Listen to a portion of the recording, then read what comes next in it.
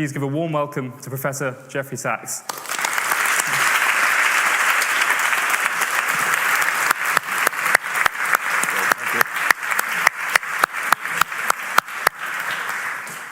What did you say I'm going to talk about? Whether there can ever be a liberal international order. Thank you. Good. I absolutely refused to hear the question before I entered the room, so that's a good topic. What kind of international order or disorder we're going to have. Thank you for having me and my wife here this evening, so I'm looking forward to a great discussion. We are in a period of huge change and very dangerous change right now. And I'm here to tell you to help lead a safe way out of this. For some reason, the generation of politicians running the world right now is not very prudent, very wise, and is not leading us to safety. We're in an extraordinarily dangerous time, and that is not intrinsic to our circumstances at all, because we could view, with the same conditions that we have, we could view our situation as wonderfully promising, exciting, a time when the whole world could be achieving very big things. We could understand, which we don't yet, that we are not in a game of who's number one or who's ahead or who runs the world. We're all blessedly stuck together on this planet, and we're all going to have pretty much the same outcome, either a good outcome or a disaster. And the old ideas that it's really important who sets the rules and really important who wins the wars are very outmoded. And they're outmoded for two fundamental reasons. One, we just can't go on with the kind of wars that we have and that threaten our very survival every day, because we are in the nuclear age and we have conflicts among nuclear powers that threaten our very survival. This is something new in history. We were, as a species, one could even say, we seem to be very prone to war, and war has been part of human existence, but things are different now. Actually, one of the wonderful lines of President John F. Kennedy and his speechwriter Theodore Sorensen, which I like so much, are his words from the inaugural address when he said, for our times are very different. We hold in our mortal hands the ability to end all forms of human poverty and all forms of human life. And that was 1961. This remains our most significant issue, which is we are so close to disaster every day because we are not properly led and because our ideas about the international order are way out of date. Now, the second reason, as I mentioned, of the two is that we're so interconnected now that the whole idea that there can be winners and losers on a completely interconnected planet really makes no sense. Maybe it made sense and it was immoral before, but now it really does not make sense to think that there's going to be a way on a planet with so much interaction every day, with complex global scale interactions and with a climate and environmental stress that is potentially disastrous for every part of the world, that somehow we're going to be able to do well while half the world is struggling to survive. And that is an old idea. In fact, one of the old ideas, quite disastrous, which actually came from England in 1798 of Thomas Malthus, who was very clever, so he posed a real problem. He got the wrong answer, but he posed a real problem. He basically said there's not enough to go around, so we're condemned to poverty, if not at all times, at least any time we are able to lift our head above poverty, we'll be driven back down to poverty by population increase, and we'll never really be able to surmount subsistence. And Charles Darwin had an aha when he read the Principles of Population and said, aha, that's where natural selection comes from. It comes from the fact that there are always more organisms than can be supported in their physical environment.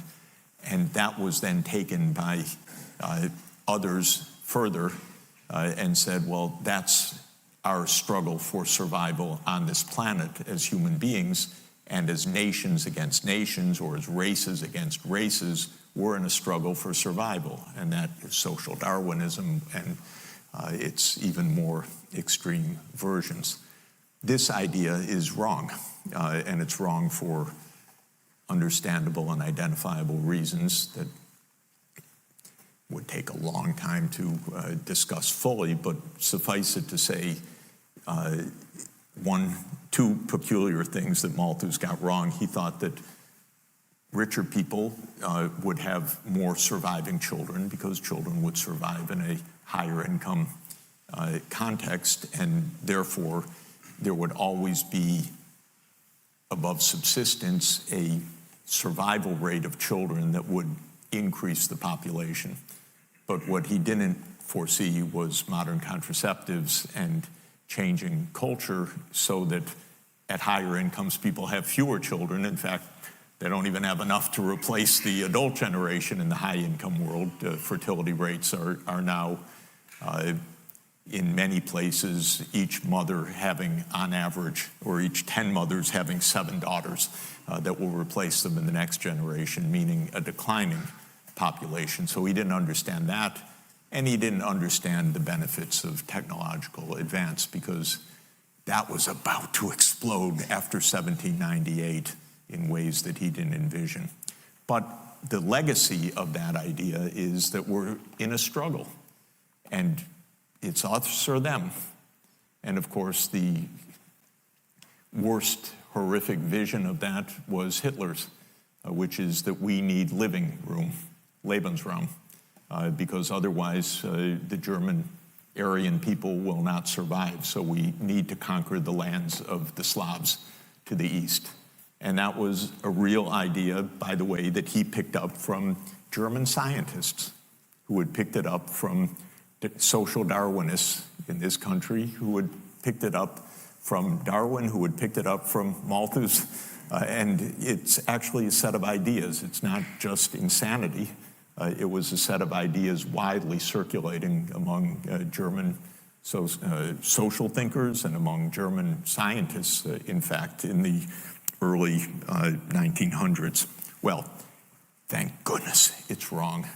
We're not in a struggle between the US and China. There's no basis for this. We're not in any intrinsic war between the US and Russia. And Russia, by the way, despite every single thing that's said every single day, truly, really does not want more land. It's already 11 time zones. The last thing that they need or want is more land. The war is about completely different things than everything you and I read about in our newspapers every day, because our newspapers are telling us stories that ultimately come back to narratives conceived in the US Defense Department and the CIA, and that are completely bogus. So, what about this international order? The international order is extremely dangerous because we're packed to the gills with nuclear weapons. We are at a brink of environmental disaster. We are led by, to put it politely, well, I need to put it politely, but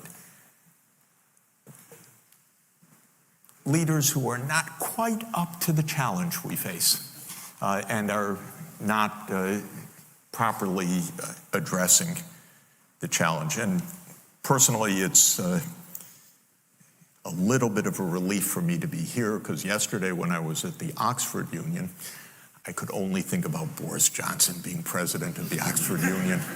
And here I can think about Keynes being president of the Cambridge Union. I feel so much better and so much more at home in that regard, although I loved the event yesterday and Bojo wasn't there.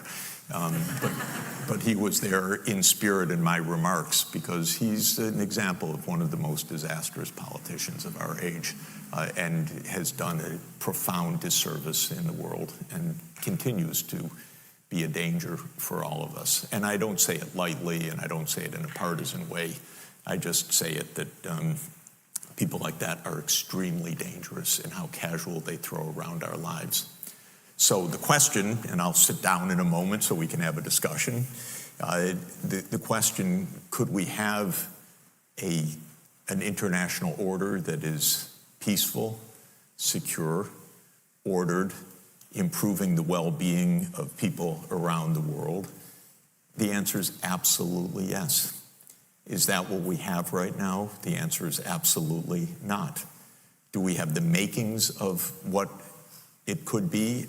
My answer has been, for most of my professional life, yes, we could make the United Nations actually fulfill its purpose. That's why I have devoted the last 25 years to the UN in pretty much volunteer work every day, because I think it's our best hope for making a global order that truly is what we want and need. It's not working right now. It doesn't make me cynical. It makes me worried. It makes me sad, because I think I can see why it doesn't work. It was set up in 1945 so that the great powers would have a veto, and that is certainly the single most debilitating aspect of the UN, because if we had a system where the General Assembly, as flawed as it is, actually had enforceable legal remit, if you look at the decisions of the General Assembly over the years, they're actually very, very good, and the world would be a lot better place if it were guided by that rather than by the great power vetoes. So all of this is to say, I don't think we're so far from a vision of what we could have. Of course, we just had a Summit of the Future at the UN, which put forward a lot of ideas for UN reform that are very good, so we can reform what we have. But I think the idea of an international governance system that is based on peace, sustainable development, and human rights is really a good and smart one. And it's not so far from implementation, except we need, in my view, the main job that I feel is trying to help my former students and friends and colleagues and teachers in Washington get real, so that they understand that we're in a different world and that we do not need U.S. leadership at all. What we just need is U.S. decency and cooperation. So that's all I wanted to start by saying. Thank you for the question, and we'll get started.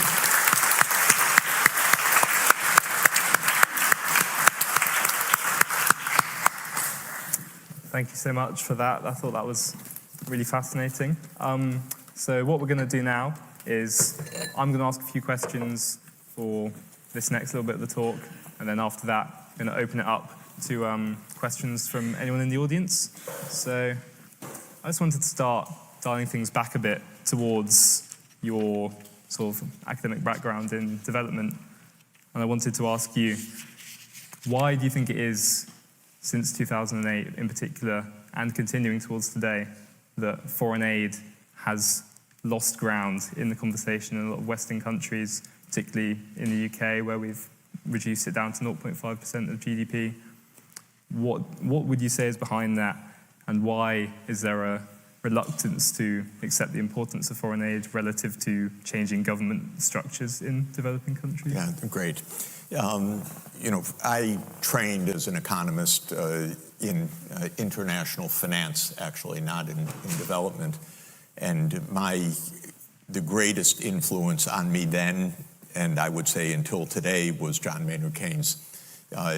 Not so much his macroeconomics, though I loved that when I first learned it. I thought that is the coolest thing in the world, that you can turn the dials and get the economy to operate and stay at full employment, and you could solve the model to know how much the dial should be turned. I mean, it was so much fun, and I loved it from the first moment. But what really influenced me was the economic consequences of the peace in 1919, which is Keynes's remarkable essay as a very unhappy, disgruntled member of the British delegation to the Treaty of Versailles negotiations. And of course, the whole book was saying what you, Lloyd George and Clemenceau and Woodrow Wilson, have agreed in the Treaty of Versailles is going to create chaos. Inter-allied debts, war reparations is going to create chaos. And of course, Keynes proved to be prophetic in that.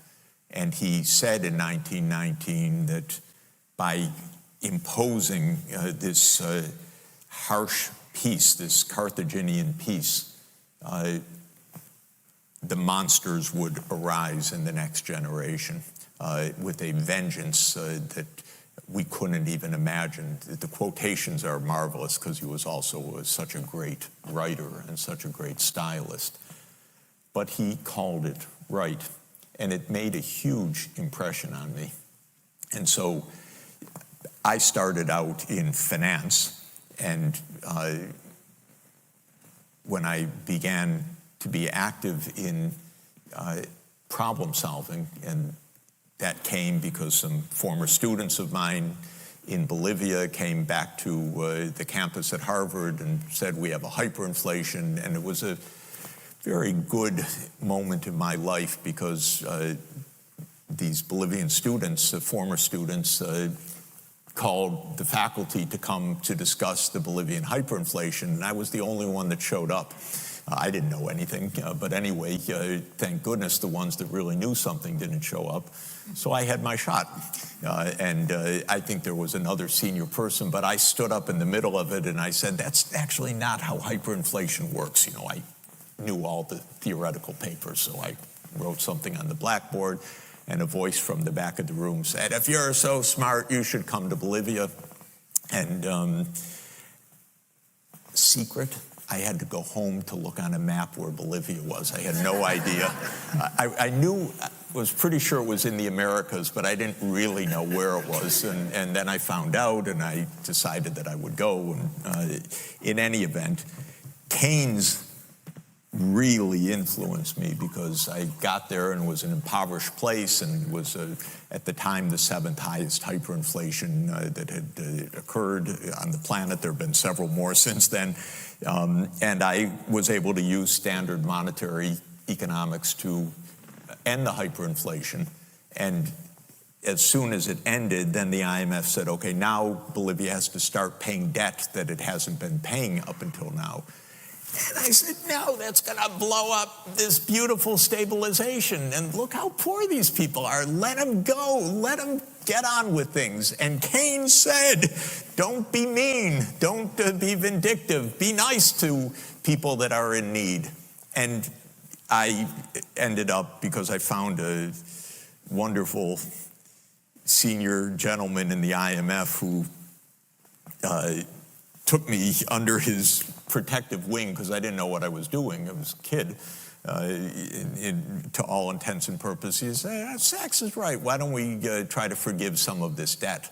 And in the end, Bolivia got a big debt relief and the stabilization held, and that was good also for me professionally, because then many other countries said, well, help us get rid of our debt, which I did over the coming years, including in Central Europe and the former Soviet Union after the revolution of 1989 and the end of the Soviet Union in 1991, and that's how I got involved in Russian and Ukrainian issues back then.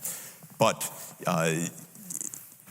my idea all along was be nice to people in need, because otherwise things come back to haunt you, and when you're very rich, you don't even notice. I mean, Bolivia's debt was nothing.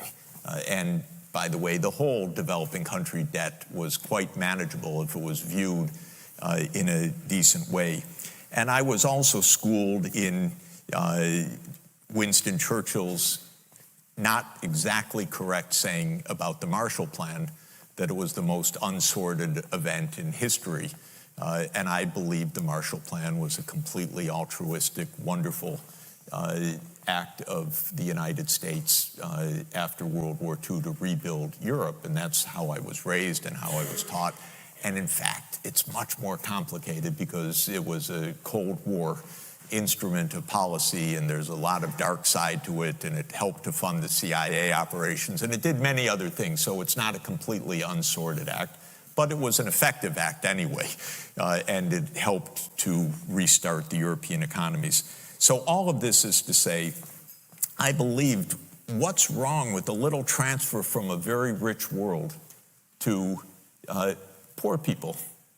And I basically believed that all my life, and I've tried, for a long time, I tried to raise development assistance. And I worked with Bono in 2005 at Glen Eagles that make poverty history, and we're going to get aid up to 0.7%, which was the UN standard that every rich country should give 0.7% of its aid, and so on.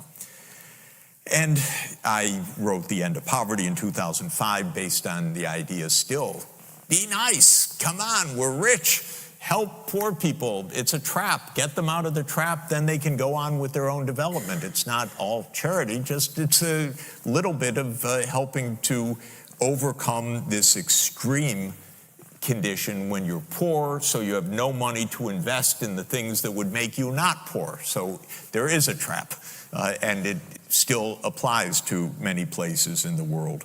And if it's not literally a trap of poverty, if poor countries can find their way out, they could find their way out much faster and with much less suffering and with much more productive lives if we helped.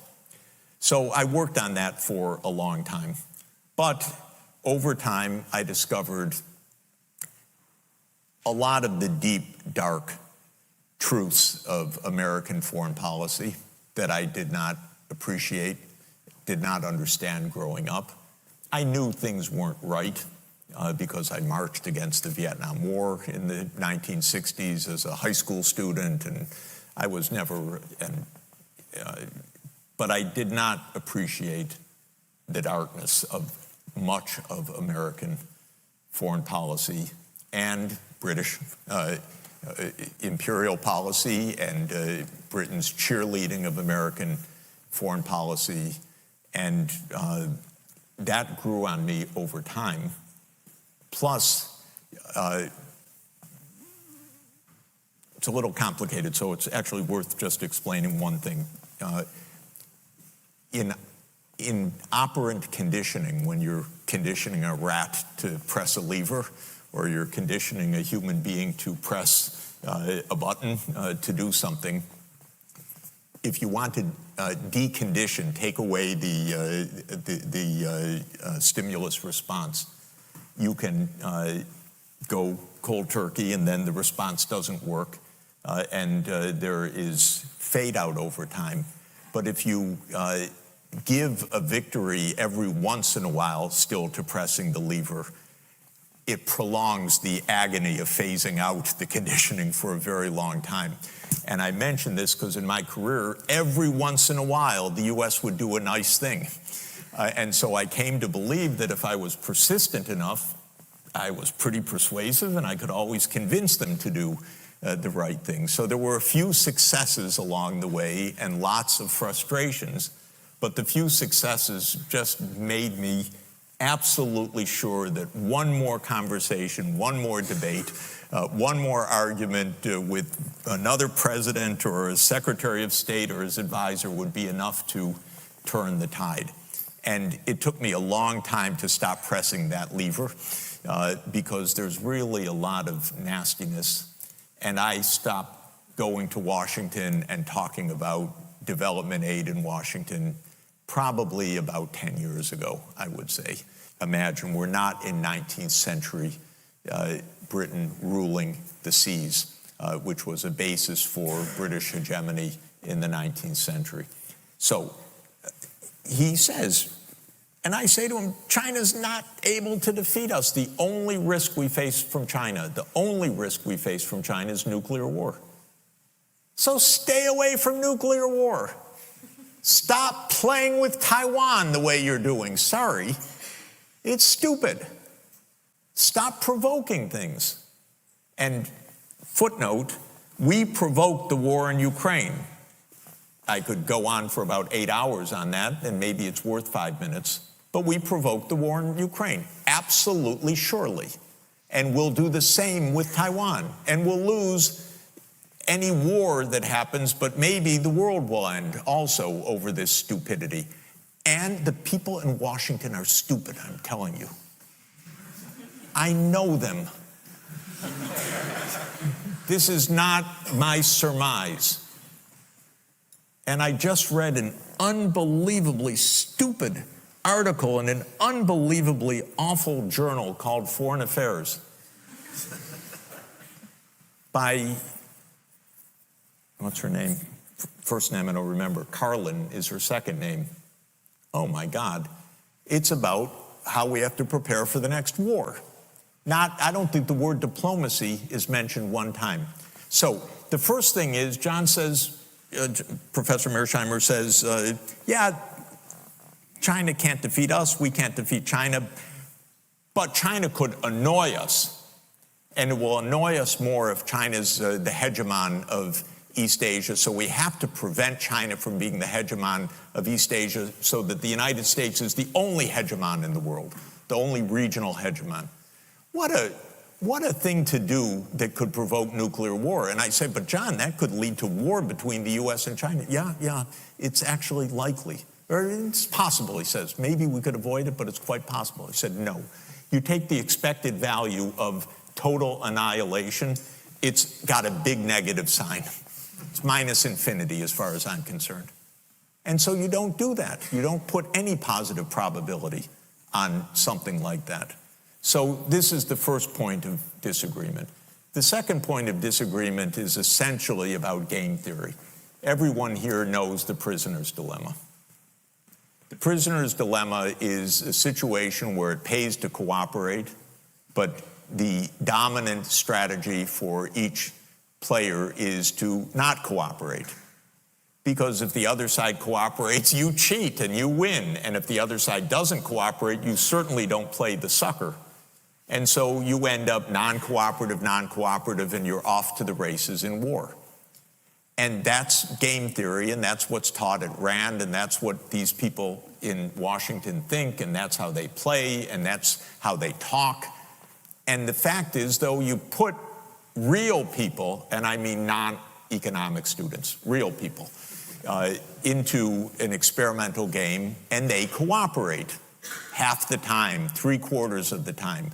And then, wonder of wonders, you let the two people talk beforehand. Not to make a binding agreement, just to chat. Hey, why don't we both cooperate, for example? No signed contract. In game theory, that's called cheap talk. It should have no effect on the equilibrium. But in real human practice, if you put two normal people in a prisoner's dilemma game, they cooperate half the time. If you let them have pre-play communication, they cooperate more than 90% of the time. They're human beings. So my advice is, hey, why doesn't President Biden or somebody that actually can function as a president in the future actually talk to President Putin? You know, actually understand President Putin's point of view. Why is this war going on? Discuss it. You know, cooperation could rise enormously. There's a second point of game theory, which is very important, called the Folk theorem, which is that if you're in repeated play of the prisoner's dilemma and there's no set terminal date, then you should cooperate so you don't mess up trust of the two sides, because you're playing also against future actions. And you want to show, I'm trustworthy, you're trustworthy, we can gain from cooperation period after period. And that's another way to sustain the good outcome in a prisoner's dilemma. So I view international relations theory, realist theory, as essentially being the prisoner's dilemma or the Hobbesian dilemma of nation states in an anarchic environment. And my argument is it's not so anarchic, it's not so threatening. The only real threat is nuclear war, so stay away from that. That's the bright red line for all of us. And cooperation is just not so hard. And I look to many examples in history where cooperation worked. And I wrote a book in 2013 about one such episode because I found it completely amazing when I learned about it. And that was the aftermath of the Cuban Missile Crisis, when, first of all, Kennedy rejected the advice of all his advisors except one, because they all said, go bomb these sites in Cuba. And now, in retrospect, we almost surely would not be here talking today had we gone on to do that. But Kennedy was very much more cautious, and he spent all the days of the crisis asking, what's going through Khrushchev's mind? He's a human being, what's he doing? And he finally came to the realization, you know, this is not meant by Khrushchev to be the end of the world. This is not meant, this is, we can both pull back. And that's what they ended up doing. And then that was October 1962. And in 1963, Kennedy made a campaign for peace that culminated, that led to the Partial Nuclear Test Ban Treaty, which was signed with the Soviet Union in July 1963. And it culminated, I think, in Kennedy's assassination, because there were enough people in the US government that didn't like his peace initiatives. And so I think it was an inside job. And I think the evidence grows all the time that it was. But in any event, Kennedy's idea was the two sides can make peace. And when he said that, and he said it in the most beautiful terms, and his speechwriter was a gifted person named Theodore Sorensen that I got to know, luckily, because he lived in our neighborhood when I came to Columbia University, and I got to know him. He said in the most eloquent and beautiful words imaginable, we can make peace, even with the Soviet Union, even at the height of the Cold War. And he said it so beautifully that when Khrushchev heard the speech, he immediately called the American envoy, Averell Harriman, and said, I want to make peace with your president, because he was inspired by the words, actually. And they made peace. And that treaty lasted, and it led to the Nuclear Non-Proliferation Treaty 5 years later. It changed the world. And so that's the optimistic side. Go for peace. Instead, this awful president of ours, when he could function still, he was terrible. Biden. All he could do was insult Putin every moment. How are you going to make peace if all you do is throw insults at the one who heads a country with 6,000 nuclear warheads? This is crazy. It's reckless. And the whole place in Washington is filled with these people who are playing game theory, who know just what Putin's going to do, who know we have no alternative but to increase our military. This woman, Carlin, who was a senior official under Biden in the Defense Department that wrote this article, says we have no choice but to deter through building our military. She doesn't even mention the idea that there could be diplomacy with China. This woman's an ignoramus, I'm sorry. I've been to China 100 times at least. There's no intrinsic battle with China, none whatsoever. China's not out to defeat the US. It couldn't do so in a million years anyway. We'd all perish. And China's never, by the way, even once invaded a country overseas. In its whole history of 2,245 years, since 221 BC, when the Qin Empire unified China, did they ever invade Japan? Not once. Did they ever invade Korea? Not once. Did they ever invade Vietnam? Yes, 17 years in that 2,000 years, actually 17 years and 1 month. 1420 to 1436, and then 1 month in 1979. And the United States, we've never been at peace. All we do is war. And you know what the truth is? We learned it from here. Because the British Empire was the most militarized society imaginable.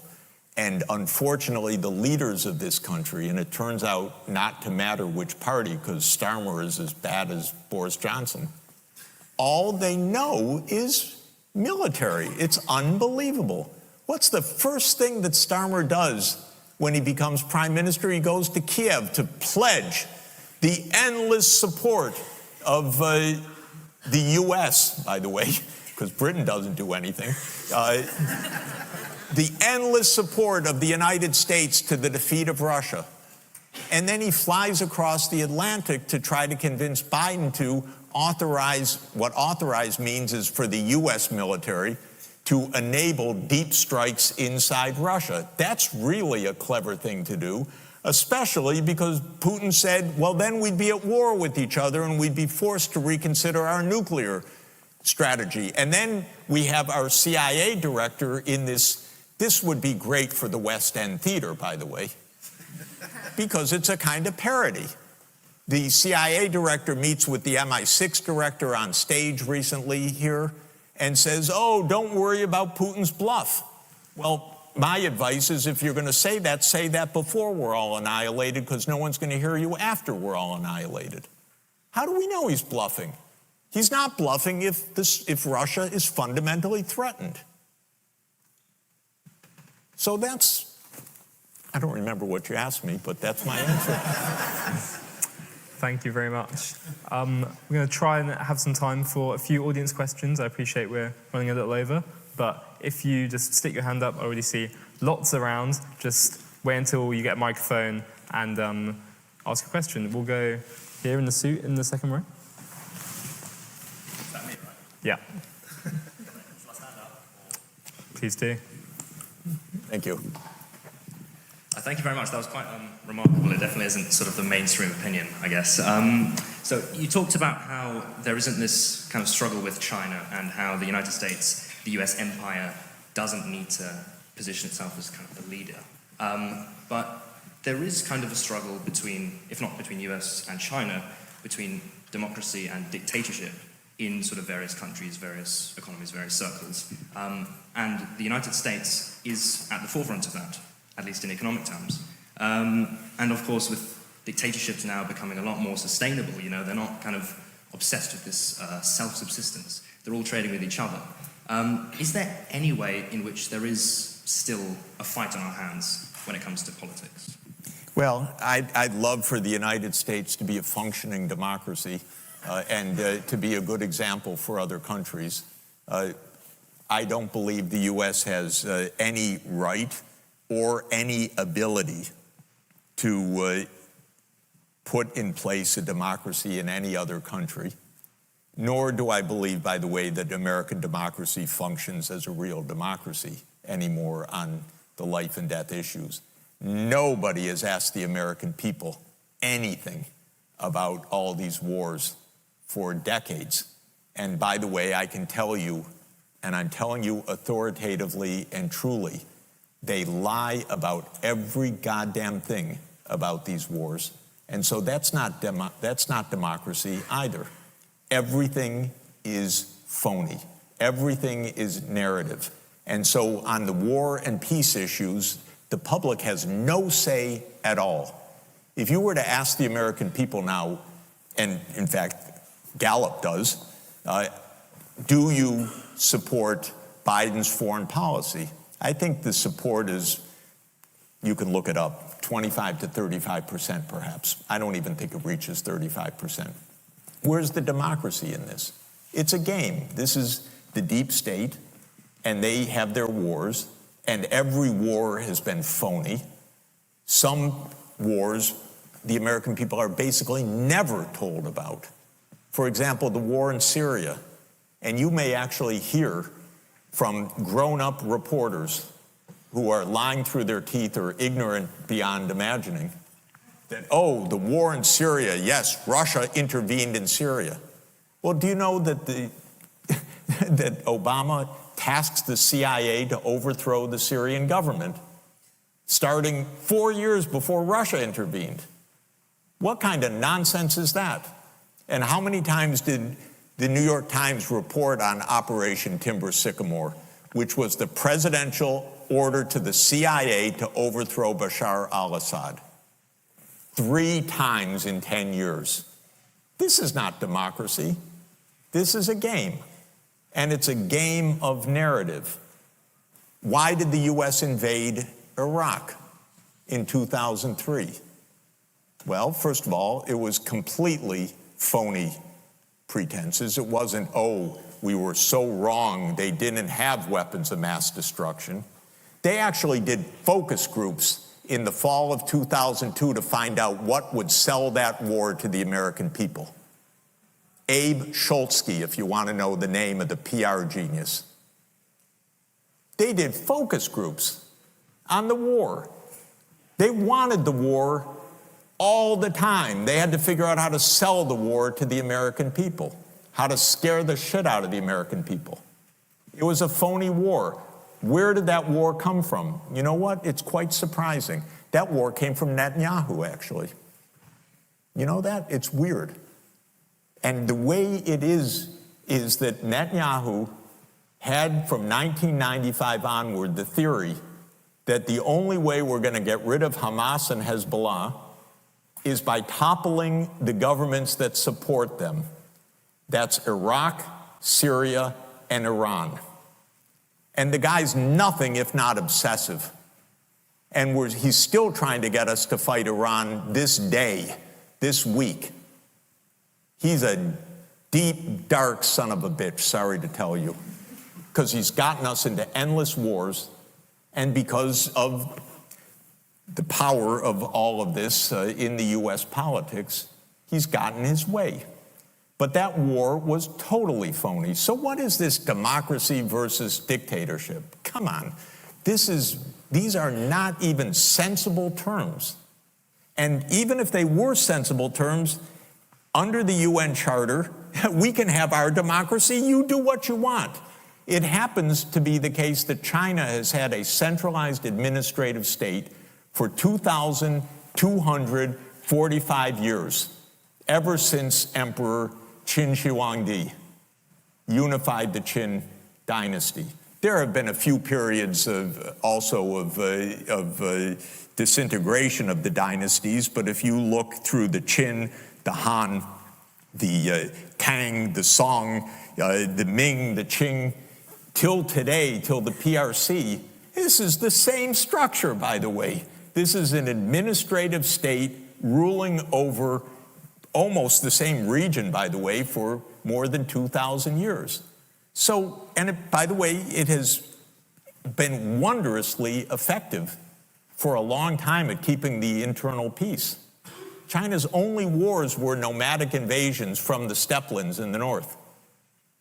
And then one crazed well, then the Mongols invading, that's part of that, and one absolutely crazed shogun in the 1590s trying to take over China, and he made it as far as Korea and was killed. Other than that, this has been actually exceptional statecraft until Britain had the genius idea of fighting a war to sell opium in China in 1839, one of the most noble efforts imaginable. And that started the modern era of China. So I don't buy it at all. But even if it were true, it's illegal under international law, unwise, and, look at the great accomplishment of pouring in, I don't know how many hundreds of billions of dollars into Afghanistan for 20 years to get from the Taliban regime to the Taliban regime. This is American genius at democracy promotion. They don't care at all about democracy, by the way, at all. They topple governments they don't like that won't do their bidding. They topple democracies if they don't like them. They'll topple anybody that they don't like.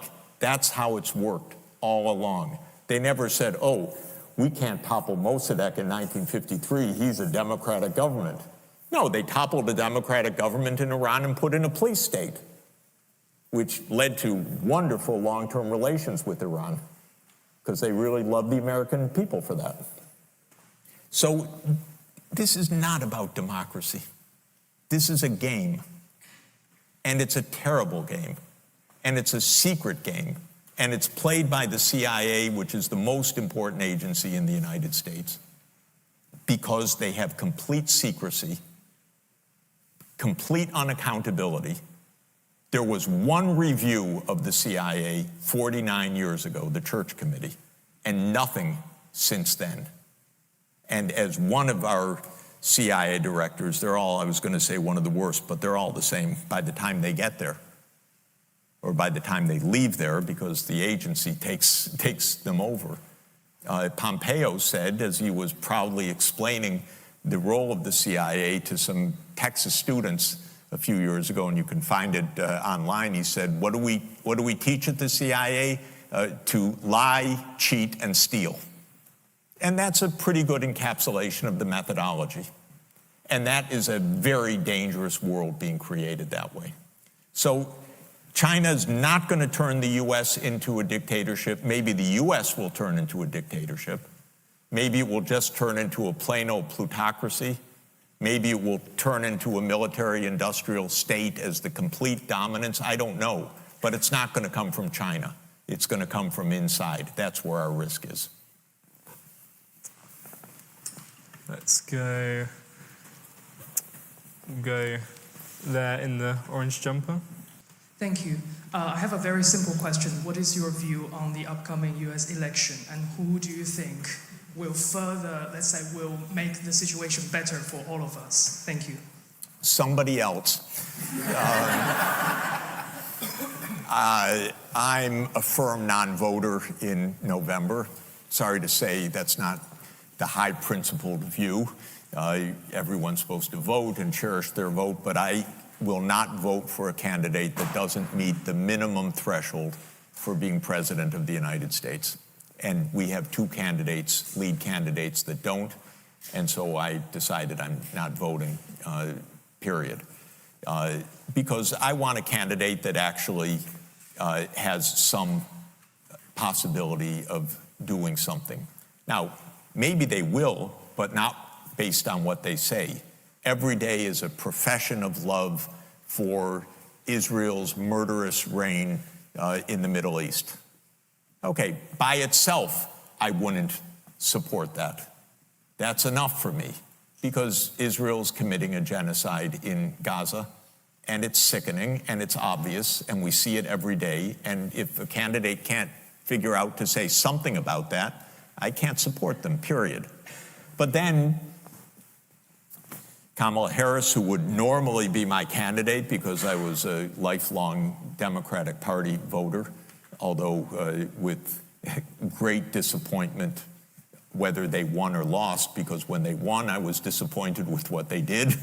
When they lost, I was disappointed that my candidate lost. So I've never been happy for a while about U.S. politics. It's been 5 miserable presidents, as far as I'm concerned, from Clinton, Bush, Obama, Trump, Biden.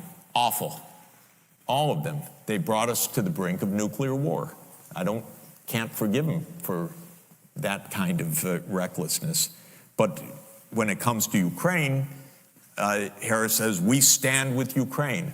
Just everybody understand, what does it mean to stand with Ukraine like Boris Johnson stands with Ukraine? It means 2,000 Ukrainians killed or wounded severely every single day. That's not standing with Ukraine.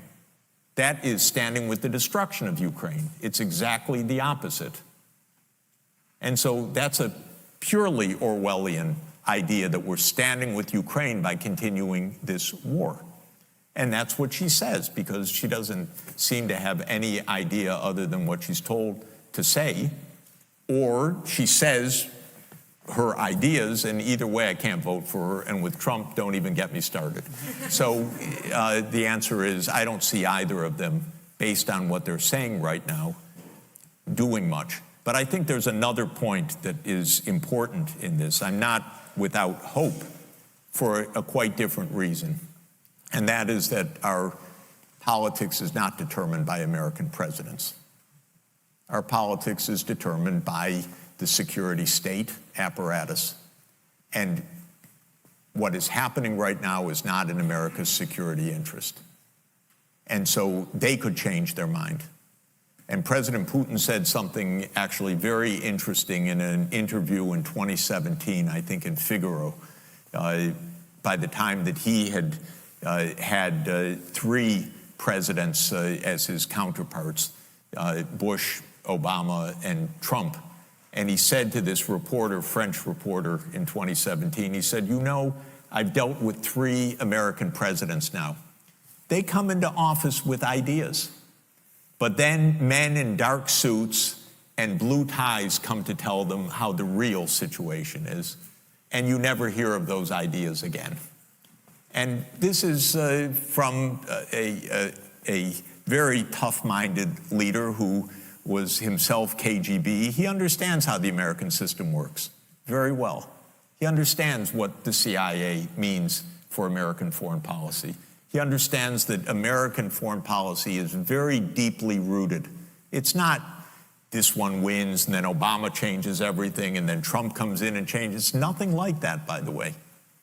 This has been a consistent foreign policy, arguably, certainly since 1991, and arguably since 1945. And by the way, British foreign policy is the same. And I would say, arguably, British foreign policy vis-a-vis Russia goes back to 1840. It was around 1840 that the British government got the idea that Russia was a threat to Britain, to the British Empire through Central Asia, and the idea that that Russia was going to invade India through the Khyber Pass. And this became an idée fixe, and it became the basis for the Crimean War in 1853 to 1856, and Russophobia basically never abated. Of course, at 2 junctures, Britain aligned with the Soviet Union, or aligned with Russia in World War I, and aligned with the Soviet Union in World War II. And the Soviet Union, of course, with 27 million dead, broke the back of Hitler's army, not Britain or the United States, which take all the credit for it. They can't even remember. They don't even invite the Russian leaders. And Russia bore the whole brunt of fighting the Wehrmacht. But then, as soon as, you know, in the middle of 1945, after 27 million dead in the Soviet Union, and an alliance with the Soviet Union, Churchill asked the War Office to consider, what about invading the Soviet Union now, Operation Unthinkable? In other words, let's continue the war. Germany just surrendered. Now we should go invade the Soviet Union. That was not put as a defensive war game. That was an actual idea of Churchill. In the summer of 1945, and the United States said, no, actually, let's not have another war right now. But that's a kind of, that's a little weird, by the way. But that's how Britain has thought for, so my point is these are very deep, consistent trends, and Britain taught the United States everything it knows, and we continue on the same deep trend. And so when you ask me what the election's going to mean, what we need is that the Pentagon and the CIA and the other intelligence agencies come to understand we're in a multipolar world. We face a nuclear superpower in China, a nuclear superpower in Russia. There is no meaning of victory. Tragedy is not an option, as far as I'm concerned, for a policy. And so we need a different strategy. And then somebody in a dark suit and a blue tie will come to tell whoever's president that we're doing it differently now. And that's what we can hope for. Wonderful. I think we have time for one more question, potentially two, if this one is a shorter one. But we will go over there in the scarf in the sort of fifth row.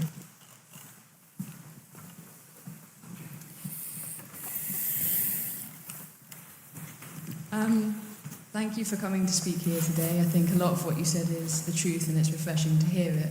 I just wondered, how would you go about dismantling these institutions of power in US foreign policy? I know APAC in particular has a huge influence over not only who comes in, who's elected, but what they do once they are. How would you ever go about persuading officials to cut those ties? Yeah. So I think APAC, of course, is the Israel lobby.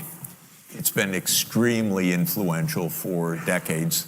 It's a significant campaign funder, but it's also one of the paradoxes of American power, which is that a few $100 million buys tens of billions of dollars of U.S. response. Basically, our Congress sells itself for very cheap. If you have, a few $100 million, you too can buy American foreign policy. So this is the ironic part of this. What to do? My view is that this will change, actually, but I want it to change fast because the danger is very high, and literally every day Netanyahu is trying to provoke a war with Iran right now, which could quickly escalate into something absolutely awful. I think two things can change this. One is American public opinion, which I say doesn't count for very much in these issues, but is absolutely against what Israel's doing. And this has been a shocking period. It's so vulgar, it's so out there, the bombing is so relentless, the viciousness of it is so terrible that it has shocked the American people, especially young people, but actually the few times I've said that on air, lots of older people have written to me indignantly saying, I'm against Israel too, what it's doing. So it's actually a pretty widespread view. The second thing is that world opinion is shocked.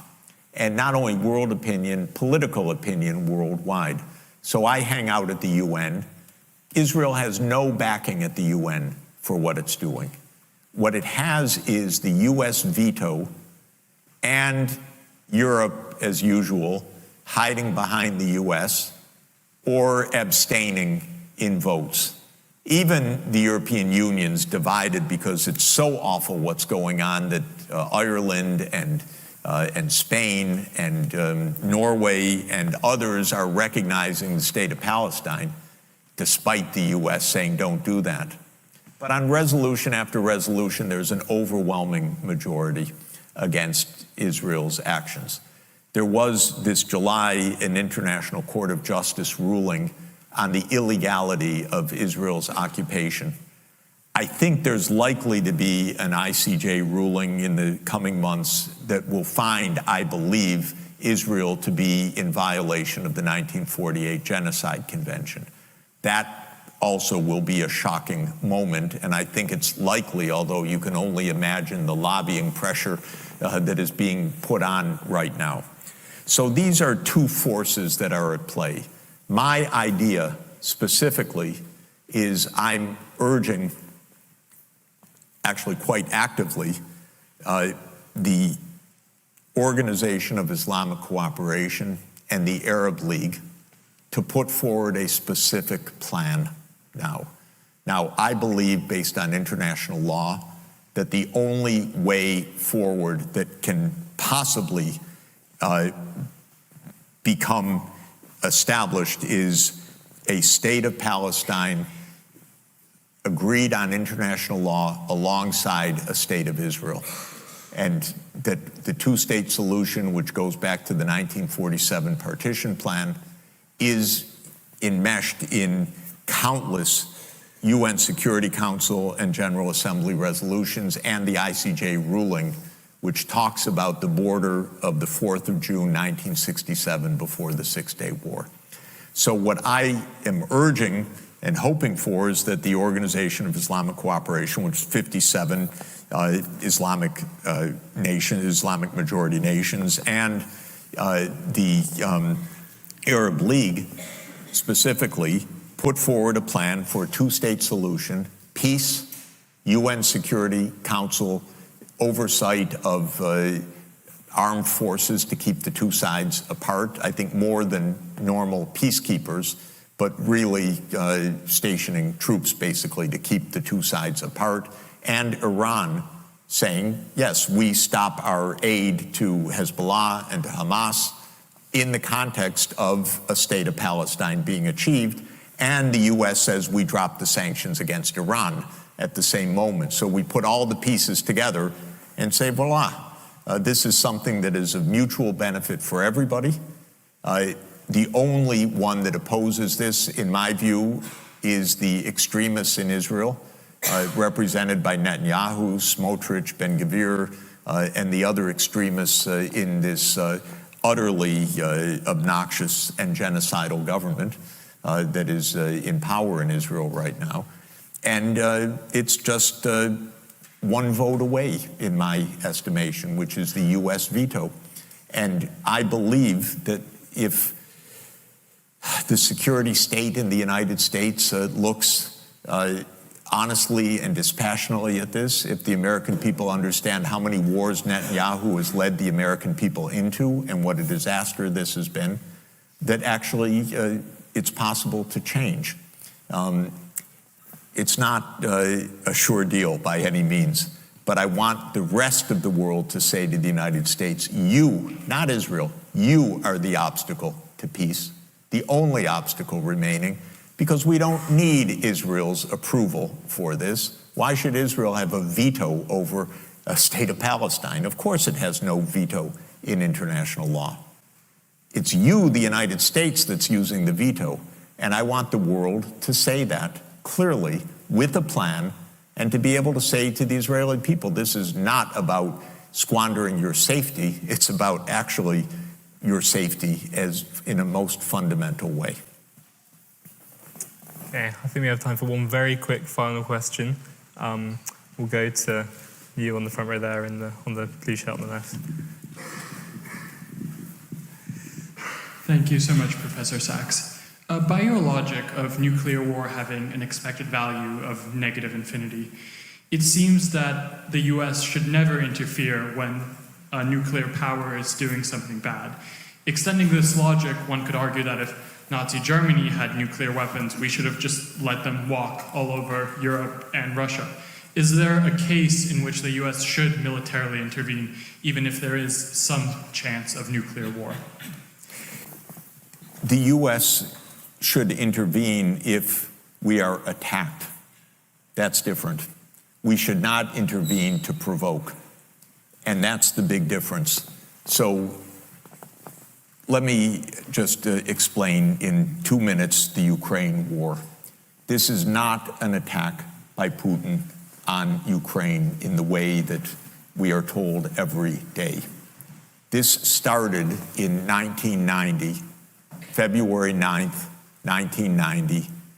James Baker III, our Secretary of State, said to Mikhail Gorbachev, NATO will not move 1 inch eastward if you agree to German unification, basically ending World War II.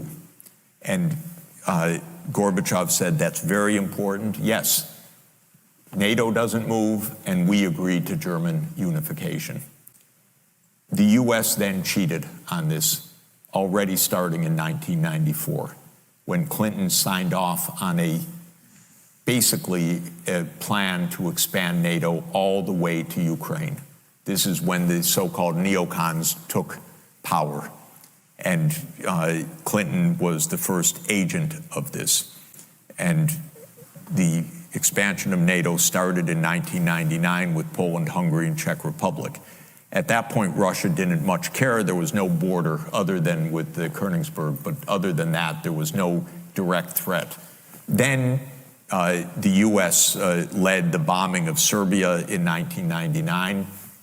That was bad, by the way, because that was a use of NATO to bomb a European capital, Belgrade, 78 straight days to break the country apart. The Russians didn't like that very much. But Putin became president, they swallowed it, they complained, but even Putin started out pro-European, pro-American, actually asked maybe we should join NATO when there was still the idea of some kind of mutually respectful relationship. Then 9/11 came, then came Afghanistan, and the Russians said, yeah, we'll support you, we understand, to root out terror. But then came 2 other decisive actions. In 2002, the United States unilaterally walked out of the anti-ballistic missile treaty. This was probably the most decisive event, never discussed in this context. But what it did was trigger the US putting in missile systems in Eastern Europe that Russia views as a dire, direct threat to national security by making possible a decapitation strike of missiles that are a few minutes away from Moscow. And we put in 2 Aegis missile systems. We say it's defense. Russia says, how do we know it's not Tomahawk nuclear-tipped missiles in your silos? You've told us we have nothing to do with this. And so we walked out of the ABM treaty unilaterally in 2002, and then in 2003 we invaded Iraq on completely phony pretenses, as I've explained. In 2004-05, we engaged in a soft regime change operation in Ukraine, the so-called First Color Revolution. It put in office somebody that I knew and I was friends with, and am kind of distantly friends with President Yushchenko, because I was an advisor to the Ukrainian government in 1993, 94, 95. And then the US had its dirty hands in this. It should not meddle in other countries' elections. But in 2009, Yanukovych won the election and he became president, and in 2010 on the basis of neutrality for Ukraine. That calmed things down because the US was pushing NATO, but the people of Ukraine on the opinion polls didn't even want to be in NATO. They knew that the country is divided between ethnic Ukrainian, ethnic Russian. What do we want with this? We want to stay away from your problems. So in February 22nd, 2014, the United States participated actively in the overthrow of Yanukovych. A typical US regime change operation, have no doubt about it. And the Russians did us a favor. They intercepted a really ugly call between Victoria Nuland, my colleague at Columbia University now, and if you know her name and what she's done, have sympathy for me. Really. Between her and the US ambassador to Ukraine, Jeffrey Piat, who's a senior State Department official till today. And they talked about regime change. They said, who's going to be the next government? Why don't we pick this one? No, Klitschko shouldn't go in. It should be Yatsenyuk. Yes, it was Yatsenyuk, and we'll get the big guy, Biden, to come in and do an attaboy, they say, pat him on the back. It's great. So they made the new government, and I happened to be invited to go there soon after that, not knowing any of the background, and then some of it was in a very ugly way explained to me after I arrived, how the U.S. had participated in this. All of this is to say, the U.S. then said, okay, now NATO's really going to enlarge. And Putin kept saying, stop. You promised no NATO enlargement. It's been, by the way, I forgot to mention, in 2004, Estonia, Latvia, Lithuania, Bulgaria, Romania, Slovakia, Slovenia, 7 more countries in the not 1 inch eastward. And then, okay, it's a long story, but the U.S. kept rejecting the basic idea, don't expand NATO to Russia's border in a context where we're putting in goddamn missile systems after breaking a treaty. 2019, we walked out of the Intermediate Nuclear Force Treaty. In 2017, we walked out of the JCPOA, the treaty with Iran. This is the partner. This is the trust building. In other words, it's completely reckless U.S. foreign policy. On December 15, 2021, Putin put on the table a draft Russia-U.S. security agreement. You can find it online. The basis of it is no NATO enlargement. I called the White House that next week after that, begging them, take the negotiations. Putin's offered something, avoid this war. Oh, Jeff, there's not going to be a war. Announce that NATO's not going to enlarge. Oh, don't worry, NATO's not going to enlarge. I said, oh, you're going to have a war over something that's not going to happen? Why don't you announce it? And he said, no, our policy is an open door. This is Jake Sullivan. Our policy is an open door policy. Open door for NATO enlargement. That is under the category of bullshit, by the way. You don't have your right to put your military bases anywhere you want and expect peace in this world. You have to have some prudence. There's no such thing as an open door that we're going to be there and we're going to put our missile systems there and that's our right. There's no right to that.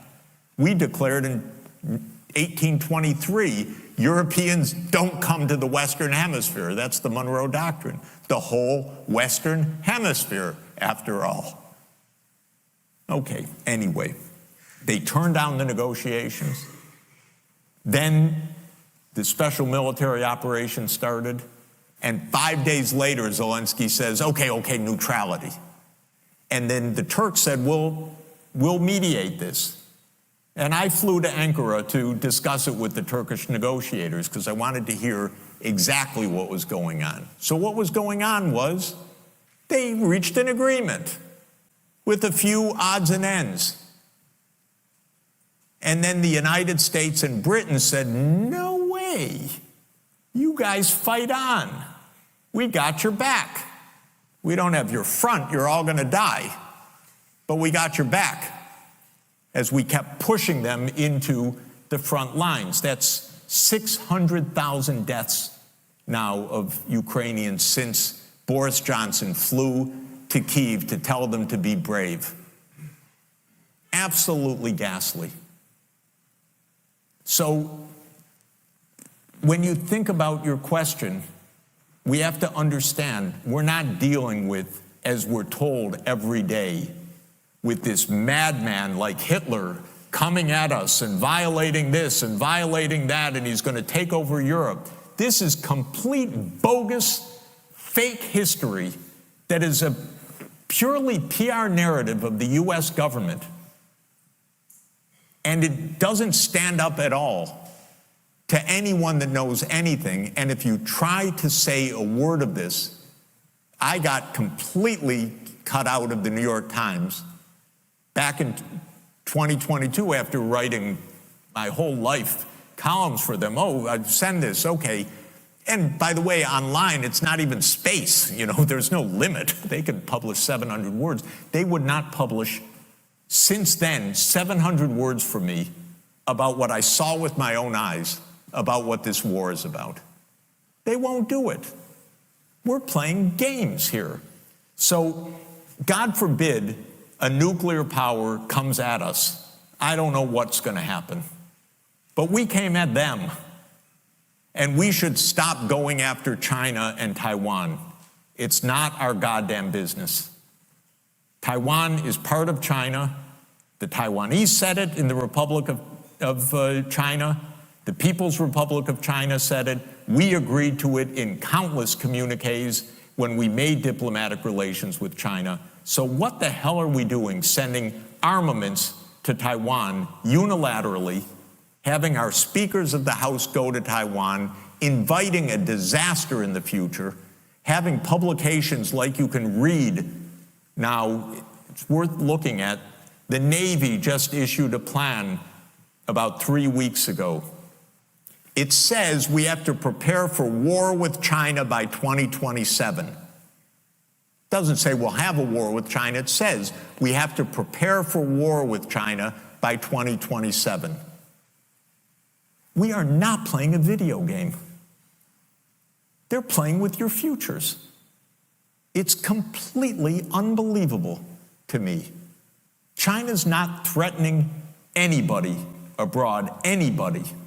And even the South China Sea disputes over these shoals, you know, where China's putting on some armaments, that's because if you read the first page of U.S. military doctrine, it is to create choke points in China's sea lanes. China's not interested in a few rocks, it's interested in not having the U.S. block its sea lanes. That's all.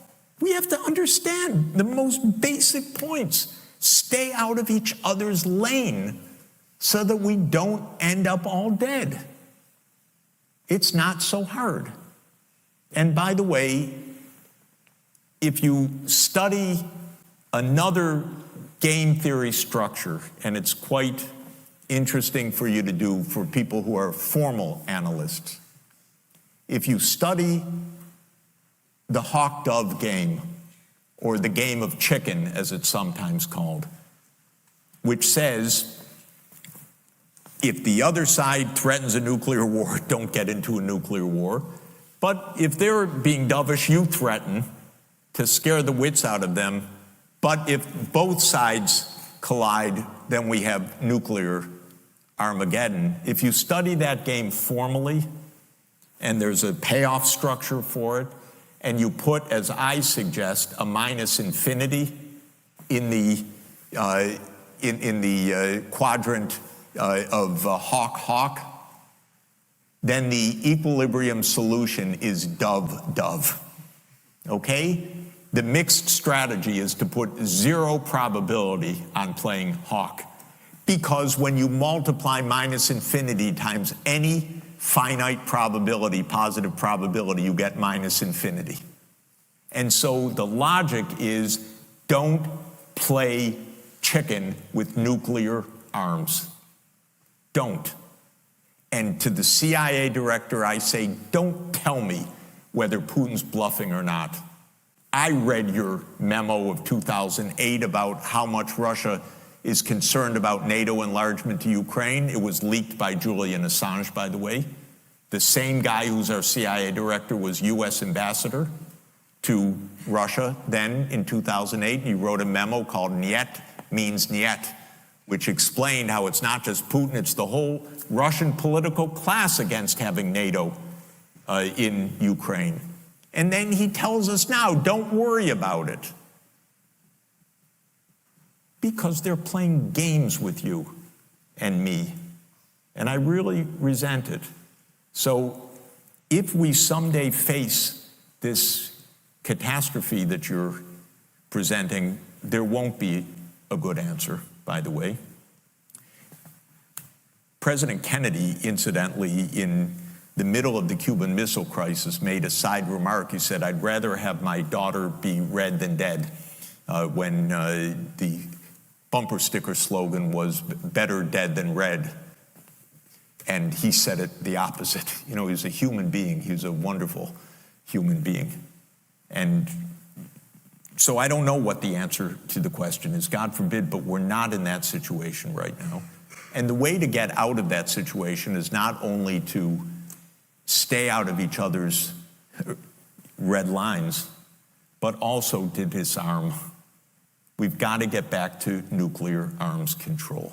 We have a treaty to eliminate nuclear arms signed by, I think now it's 100 countries and ratified by nearly 100 countries, and many others have signed, but not one nuclear power so far. But that's the right answer, is we have to get out of this, what President Kennedy called the sword of the nuclear sword of Damocles hanging over our heads, which is really the greatest risk that we face of all.